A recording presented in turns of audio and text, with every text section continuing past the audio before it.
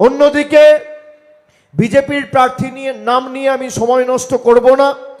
বিরোধী যিনি প্রার্থী সিপিএমের মুস্তাফিজুর রহমান রানা বাবুকে দলের ভিতরেই তার নেতারা মানছে না।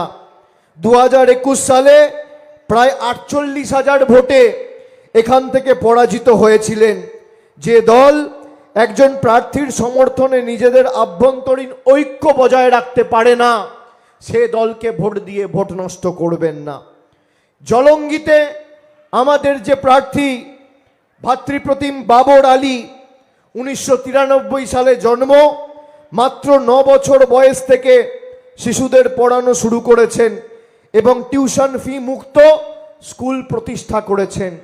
তিনি নিদর্শন স্থাপন করেছেন। বেলডাঙ্গা থেকে শুরু করে কাজ করে মুর্শিদাবাদ সহ বাংলার একাধিক জায়গায় তিনি নিঃস্বার্থভাবে মানুষের জন্য শিক্ষার প্রগতির স্বার্থে কাজ করেছেন। অন্যদিকে ইউনুস আলী সরকারের পরিচয় আমাকে নতুন করে দিতে হবে না।